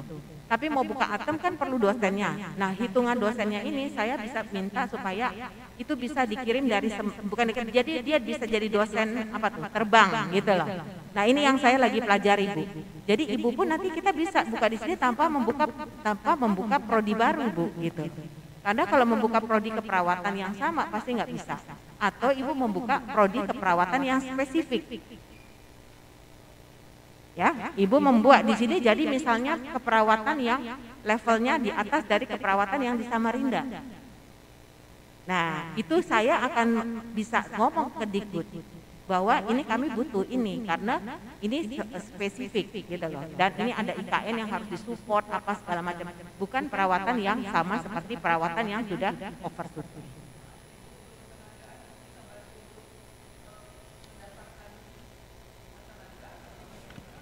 Nah itu Bu, Ibu kita bisa bekerja sama dengan rumah sakit ya, itu yang namanya Academy Health System gitu.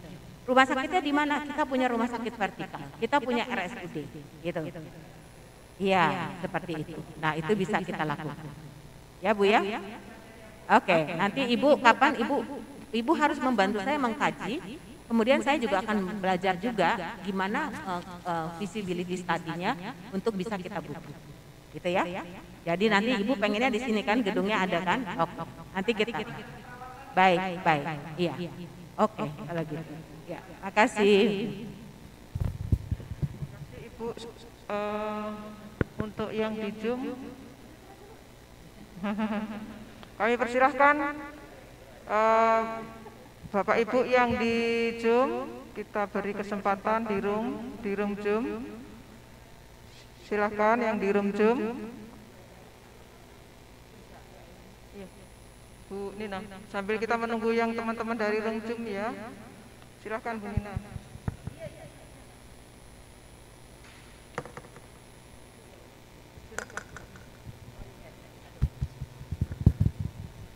Ya, terima kasih.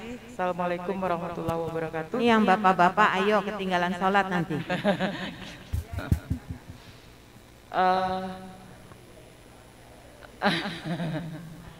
Nanti ambil zuhur aja katanya. Sholatnya zuhur aja, nggak sholat Jumat. Ya Ibu, terima kasih. Selamat datang Ibu di Poltekkes Kaltim dengan lokus di Balikpapan. Memperkenalkan diri, saya Nina Mardiana. Sementara ini dapat tugas tambahan untuk mengurusi kemahasiswaan Ibu. Sehubungan dengan paparan Ibu tadi bahwa untuk transformasi di mana di sini difokuskan untuk program studi kebidanan.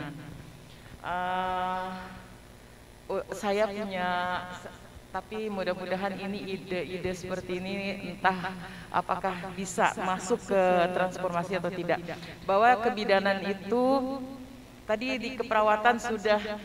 Ya Bu, bahwa di keperawatan itu macam-macam, ada penjurusan ke jantung, kemudian stroke dan sebagainya. Misalnya di kebidanan nanti supaya memang prodi kebidanan dan keperawatan adalah prodi jenuh agar tidak punah. Agar tidak punah, kita harus melakukan suatu terobosan, membuat spesifikasi peminatan dan sebagainya. Jadi saya ada sedikit pemikiran, kemungkinan peminatan dari kebidanan ini di mana area kebidanan itu ibu ada ibu hamil, ibu bersalin, ibu nifas, bayi baru lahir, KB, kemudian remaja dan lansia dan sebagainya.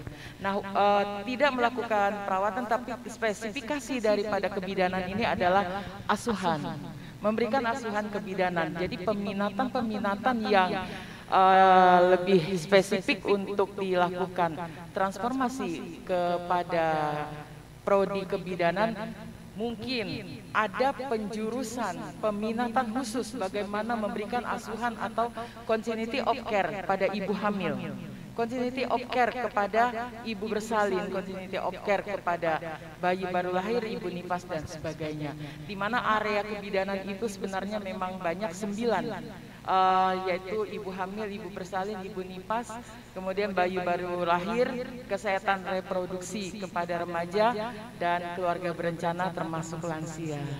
Nah, barangkali ini pemikiran dari saya Ibu untuk sedikit mengusulkan agar supaya ada perubahan di kebidanan ini.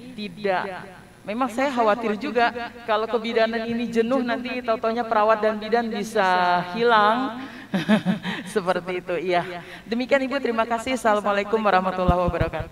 Ya, Waalaikumsalam warahmatullahi wabarakatuh. Makasih Bu Nida. Boleh. Ya, boleh satu lagi Bu. Oh iya, silakan. Baik Ibu. Silakan, siapa ya?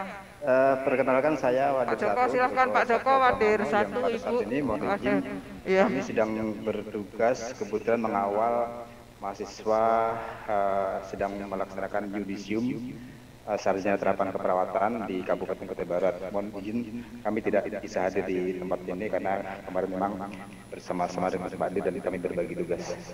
Pertanyaan saya adalah berkaitan dengan kebijakan transformasi tenaga kesehatan tadi yang berkaitan dengan pelayanan kesehatan, maaf, yang berkaitan dengan akan dibentuknya Posyandu Pratama, di mana Posyandu Pratama tadi kalau kita lihat penampakannya adalah perawat dan gizi kalau tidak salah tadi. Nah, untuk perawat ini mohon izin, apakah kualifikasi perawat yang dimaksud itu sudah menjadi satu kebijakan, apakah kualifikasi perawat vokasi diploma 3 ataukah nurse atau seperti apa?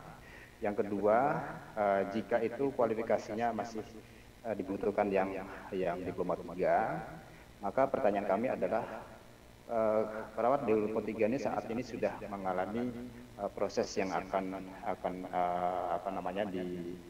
dikurangi karena di dalam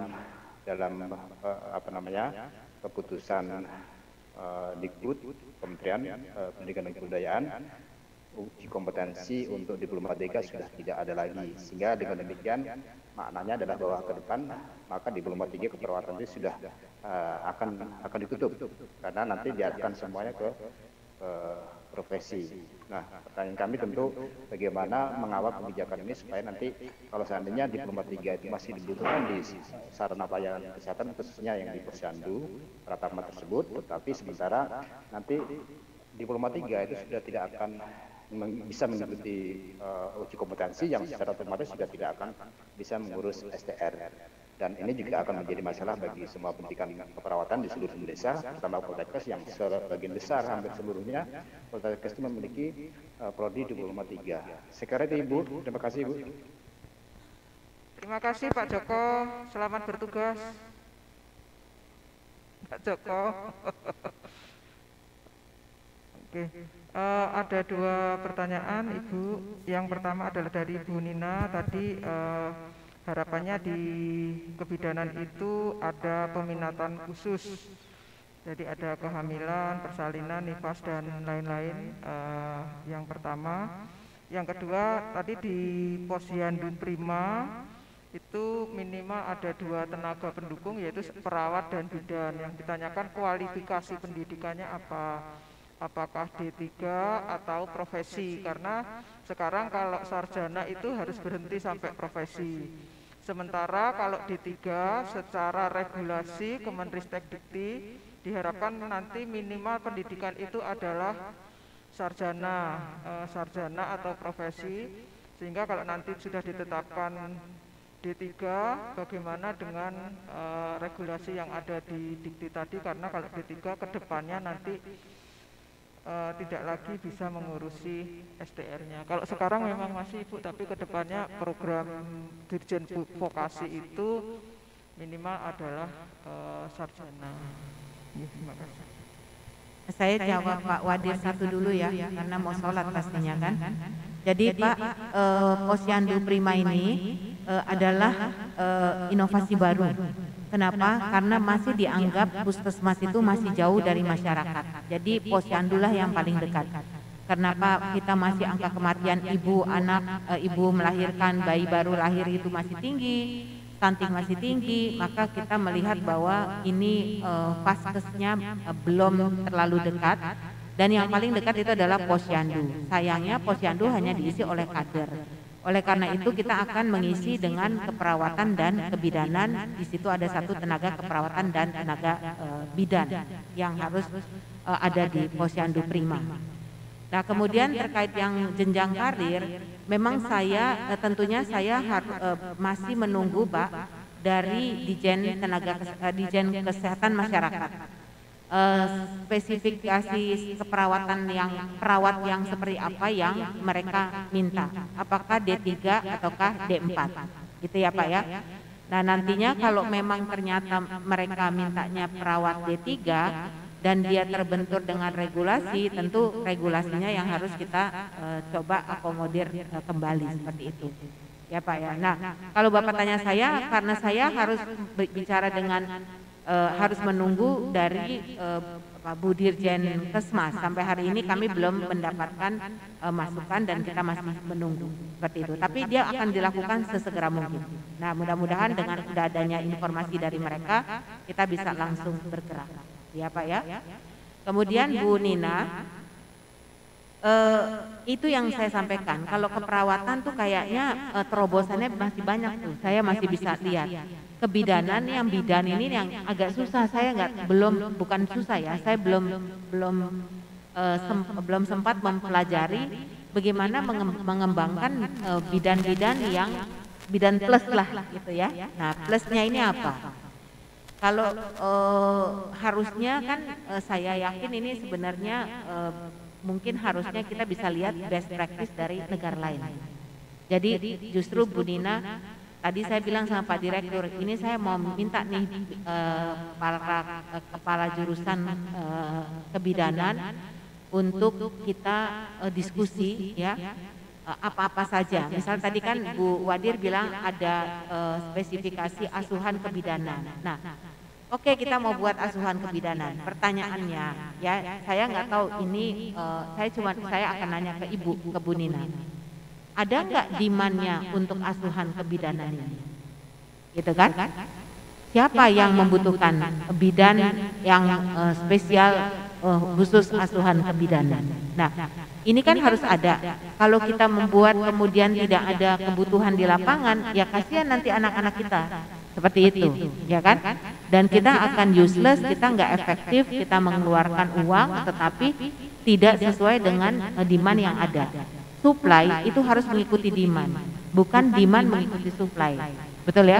Ada berapa kali nih saya bilang, termasuklah penelitian-penelitian. Ini saya belum masuk penelitian soalnya udah keburu sholat Jumat. Gara-garanya Bu Enang tadi nyuruh saya makan dulu gitu kan.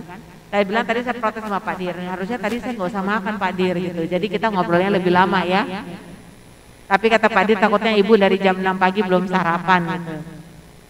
Udah gitu sarapan, udah gitu makannya enak jadi lama deh ya.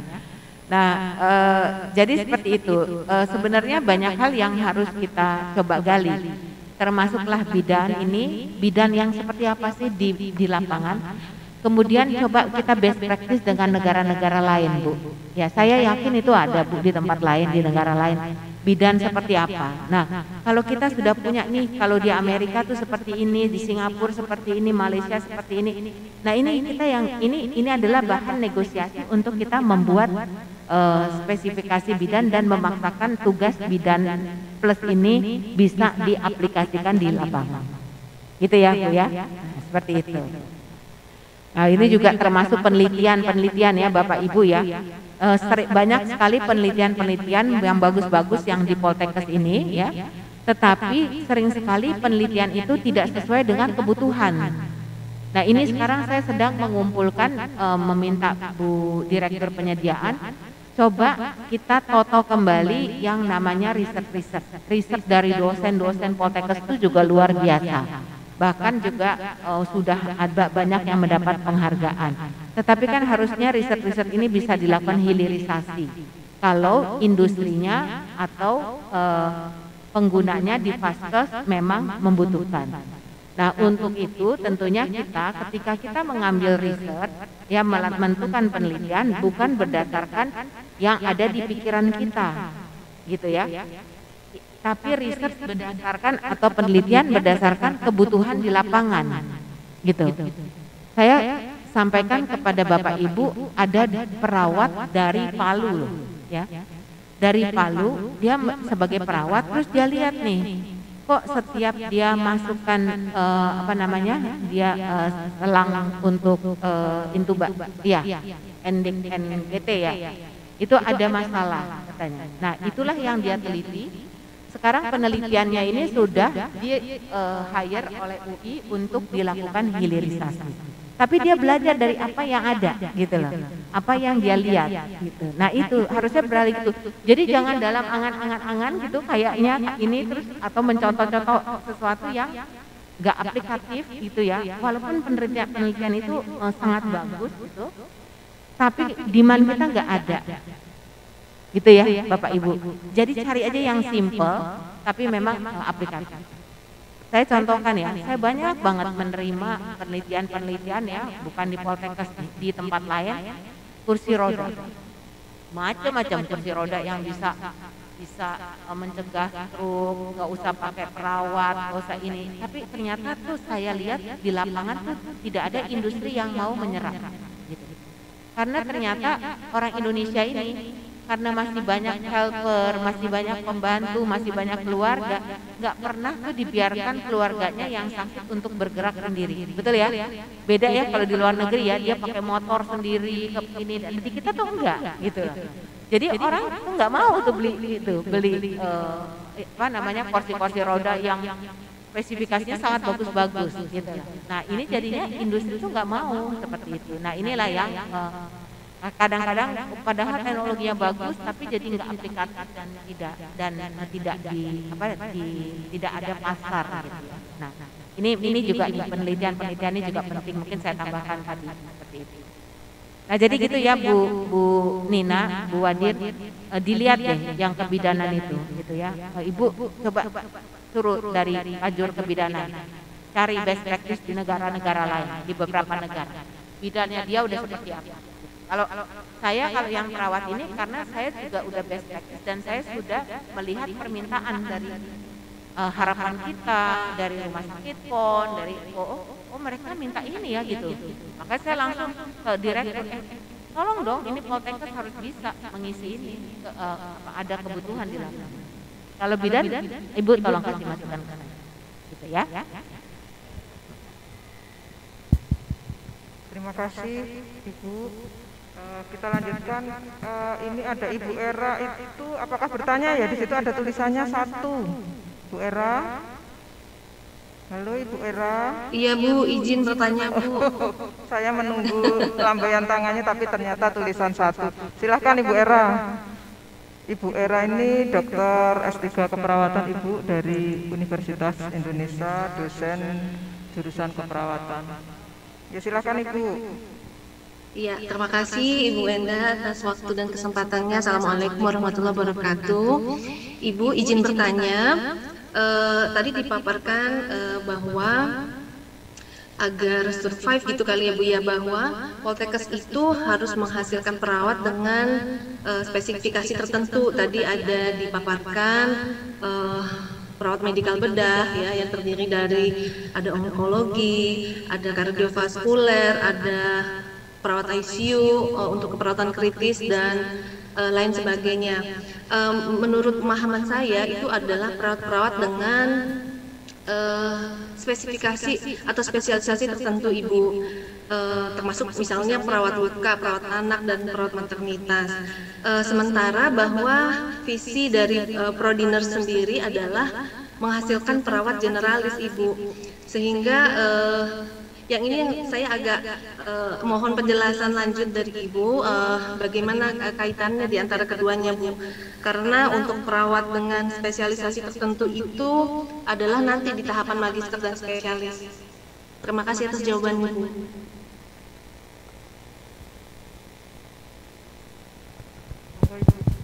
Ya.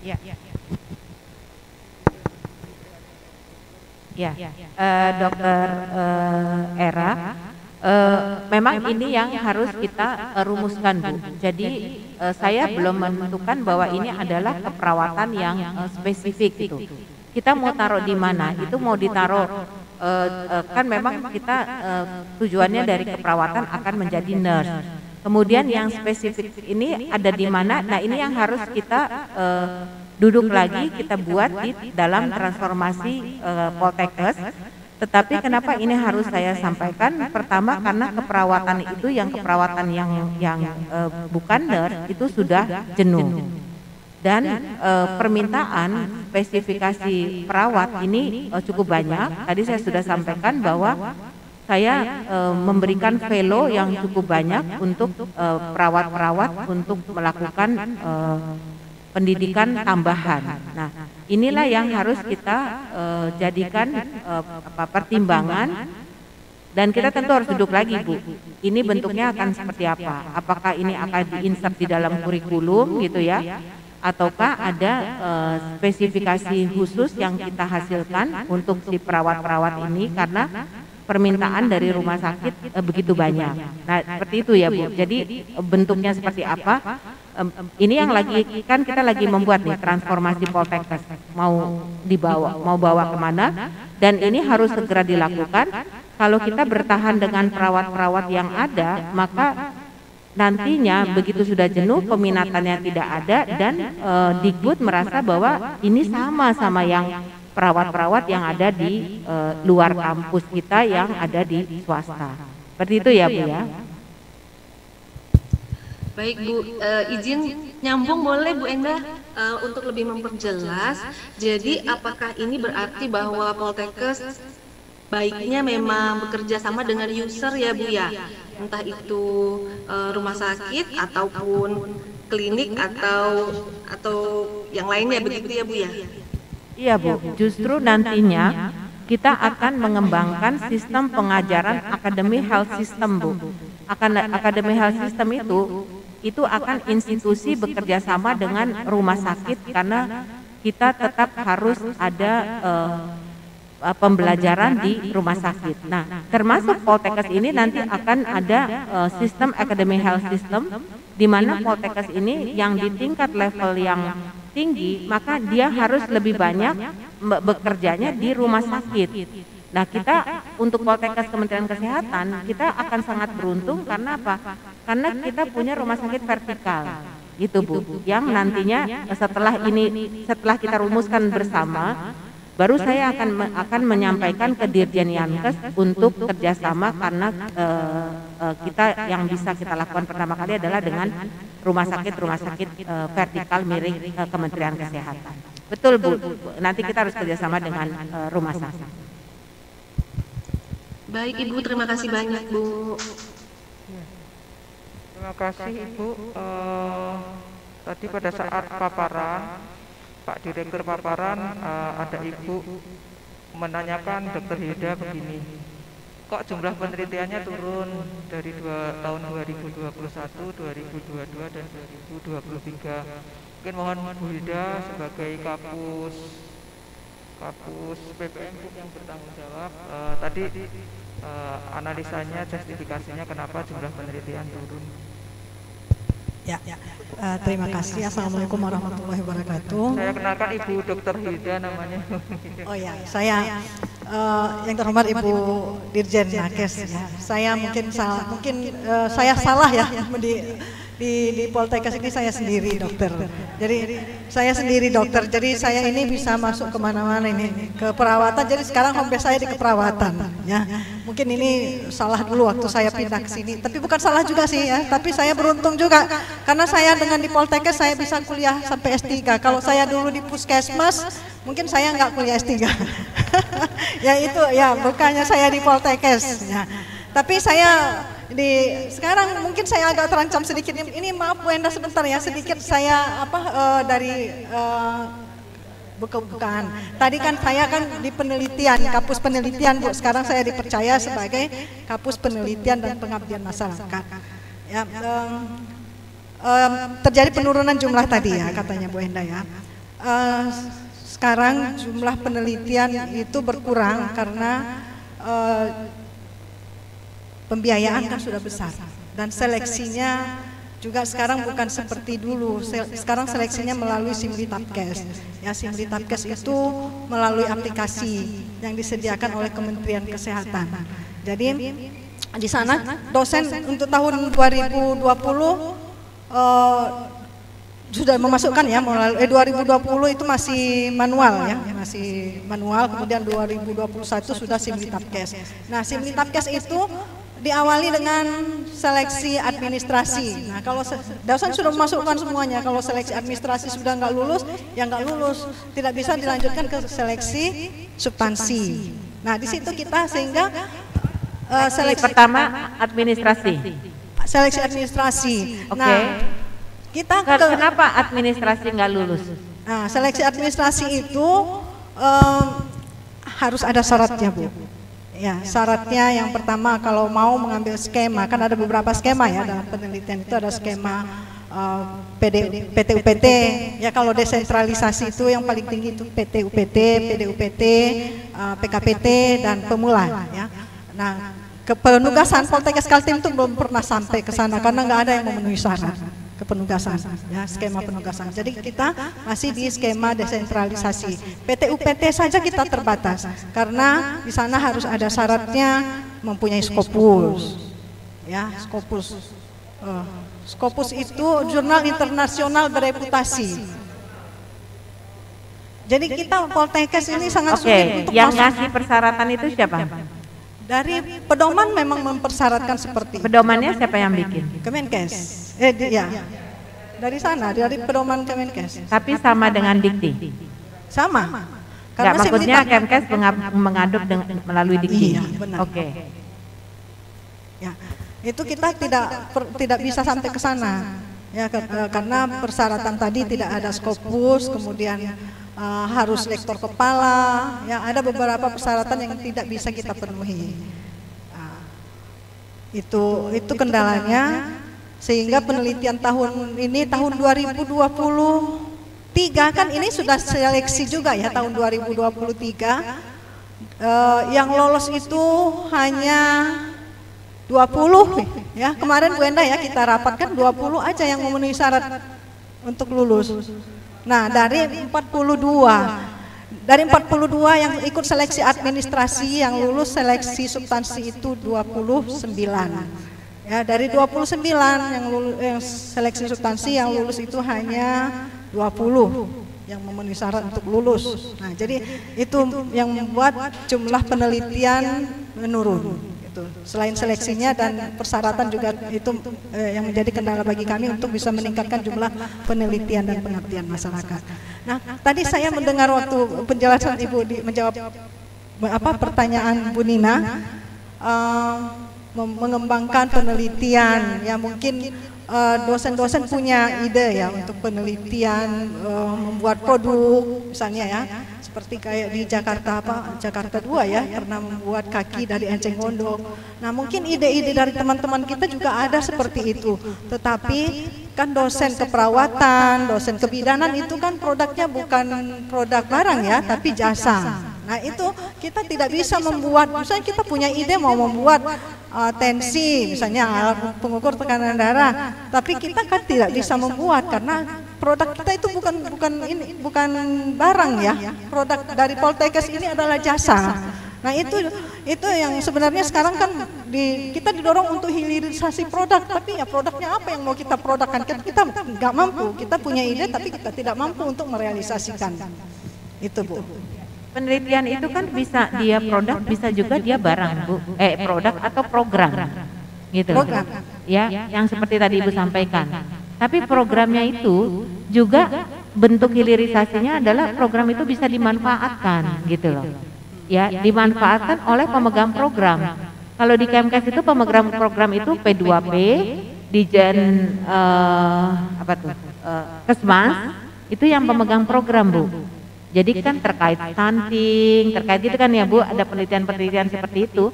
Nah ini juga Ibu harus tetap mengaitkan ke situ, jangan sampai kita melakukan penelitian, kemudian penelitian ini nggak bisa juga dipakai untuk program, harusnya bisa menjadi masukan untuk program. Jadi nggak ada penelitian yang useless gitu Bu. Tapi bukan produk ya, bukan produk barang harus ya. Produk Bu.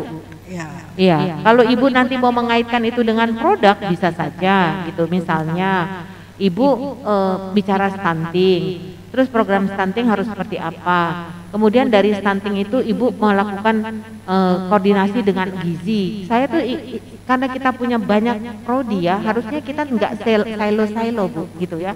Nah nanti bisa saja program Ibu itu dikaitkan dengan ahli gizi yang ada. Kemudian ahli gizi membuat makanan sehat gitu kan. Itu kan jadi satu siklus. Jadi link, jangan yang satu mau ini, yang satu ini gitu loh Bu. Seperti itu gitu. Itu saya temuin Bu, baik di Poltekkes mana kemarin saya. Gitu Bu. Padahal dia ada orang farmasinya, ada orang herbalnya, nggak nyambung. Padahal harusnya dia bisa nyambung tuh gitu. Iya. Ya kebanyakan kalau keperawatan ini sering juga mengambil penelitian tentang farmasi, Pak, ekstrak daun jambu lah, daun apa itu yang penelitian akhirnya daun katuk lah, saya itu ada tuh. Nah, daun katuk, ya kan? Nah, iya. Betul kan? Nah, itu harus penelitian yang Ibu lakukan itu harusnya Ibu koordinasikan dengan farmasi, gitu loh. Bagian farmasi, dia akan mewujudkan dalam produk, Ibu mewujudkan dalam program, gitu loh. Yang Ibu melakukan penelitian daun katuk bisa meningkatkan air susu, gitu kan? Apalagi itu ya kemarin saya itu DKI udah bikin loh Bu, bagus deh gitu. Nah seperti itu Bu. Nah itu belum terjadi di Poltekkes itu belum ngelik, jangankan sama program, sama di dalam internal aja kadang belum nyambung. Terus farmasi dia melakukan ininya tuh penelitiannya sendiri lagi Bu gitu. Mestinya kan dia coba lihat nih di sini ada nggak sih yang bisa dia kembangkan dari hasil-hasil di keperawatan gitu kan Bu? Ya nggak? Satu lagi boleh ya. Nah terkait tadi saya di tenaga kesehatan ya, Poltekkes tadi lebih spesifik ya mungkin untuk keperawatannya sedikit. Saya karena di hobesnya di keperawatan ya, perawat ICU ya, perawat KMB. Nah itu apakah nanti dibuat prodi tersendiri? Prodi keperawatan ICU gitu. Ya kalau dibuat prodi. Nah, kita mungkin kekurangan tenaga ya, karena untuk membuka prodi itu harus ada berapa? 6 ya, 6 Bu, tenaga kita tuh gini Bu, kita harus bicara, sorry ya Bu, aku potong ya, saya potong ya, karena saya jam 1 ini udah kalau udah datang saya udah Mas Eko, saya udah tahu saya harus berhenti gitu ya. Jadi gini Bu, terkait pengembangan prodi-prodi yang jenuh itu tentunya tidak bisa dilakukan sepotong-sepotong gitu ya Bu. Nanti itu akan dilakukan pemetaan. Apa-apa saja yang dibutuhkan oleh demand ya, itu yang harus kita create di dalam kurikulum, di dalam prodi atau di dalam apapun. Bentuknya seperti apa. Nanti baru kita akan membuat kajian. Ketika prodi ini dibuat, maka kita memerlukan dosen. Untuk mengambil dosen itu bagaimana caranya? Nanti kita akan buat gitu Bu. Jadi itu nanti akan jadi satu jalan Bu gitu ya. Saya hanya bilang sekarang saya belum selesai membuat reformasi yang Poltekkes. Saya baru selesai, Ibu katanya suaminya di FK. Saya baru selesai menandatangani Pak Menteri dan Pak Nadiem itu menandatangan Akademi Health System. Itu Bu, saya akan menghasilkan membuat moratorium FK udah selesai kan, dibuka gitu. Itu kita berjuang Bu dengan melakukan pemetaan, dengan melakukan kajian. kemudian sekarang sudah ditambah prodinya, prodi ditambah, prodi-prodi spesialis-spesialis Bu ditambah, kemudian kuota mahasiswa akan ditambah, tapi saya kerjainnya 6 bulan Bu, sampai akhirnya kemudian ditandatangani, gitu loh Bu. Jadi yang ini pun, ini akan saya lakukan bekerja sama dengan Ibu semua, gimana kita buatnya secara detail dari hulu sampai hilir, karena kita nggak bisa sepotong gitu, kita dari hulu sampai hilir, baru nanti inilah yang kita jadikan proposal untuk ke Dikbud, gitu ya Bu ya. Sekarang saya nggak bisa Bu, kalau Ibu bilang itu saya juga, ya saya masih mengkaji Bu, saya belum dapat data yang full nih, saya masih ngumpulin data apa-apa yang dibutuhkan, nanti gitu Bu, nanti akan sampai ke Dikbud, karena ujung-ujungnya Dikbud juga, betul nggak Bu? Ya kan? Dikbud nggak akan bisa, kita nggak akan bisa mau kita bikin begini kalau nggak kita dapat izin dari Dikbud. Tetapi untuk mendapatkan izin dari Dikbud, kita harus membuat kajian yang utuh gitu ya Bu. Jadi Ibu, saya tahu Ibu bingung, tenang aja Bu, saya belum selesai ngerjain gitu ya. Ya. Ya Bu. Terutama saya yang bingung juga. Saya nanti kalau Poltekkes ini kemana gitu ya, tutup ya. Saya mau dipindahkan kemana? Justru Bu, saya lagi berjuang supaya Poltekkes ini tidak ditutup dengan inovasi. That's why itu adalah inovasi Bu, gitu ya. Nah, kita membutuhkan inovasi untuk tidak Poltekkes ini ditutup. Jadi Ibu harus bantu saya. Ya, terutama karena saya bukan di keperawatan, bukan di mana-mana juga, nggak ada satupun profesi saya, jadi saya agak bingung juga sekarang. Ya, terima kasih Bu Hida. Ya, terima kasih Ibu. Assalamualaikum warahmatullahi wabarakatuh. Terima kasih Bapak Ibu, diskusi hari ini. Terima kasih ya, karena sebetulnya masih banyak pertanyaan Ibu, tapi kita dibatasi oleh waktu. Kebetulan ada jadwal yang Ibu harus lanjutkan. Mungkin di lain waktu kita sambung lagi diskusi. Karena kita merasa senang ada Ibu berkunjung di sini. Terima kasih dan mohon maaf apabila ada kekurangan dalam saya sebagai moderator pada hari ini, dan kita tutup kegiatan hari ini. Langsung Ibu Eni ya. Assalamualaikum warahmatullahi wabarakatuh.